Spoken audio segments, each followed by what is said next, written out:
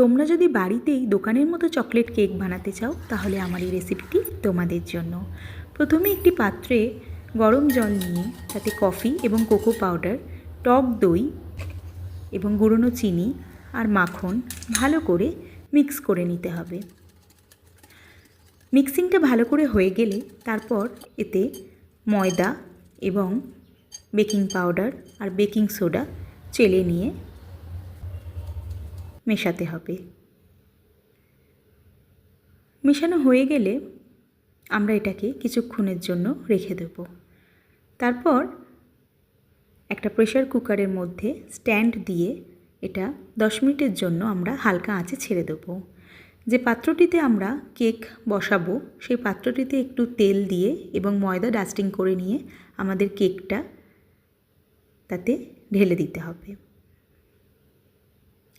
ওপর থেকে যা ইচ্ছা টপিংস তোমরা ব্যবহার করতে পারো এবং 40 থেকে 45 মিনিটের মধ্যে কেকটি রেডি হয়ে যাবে।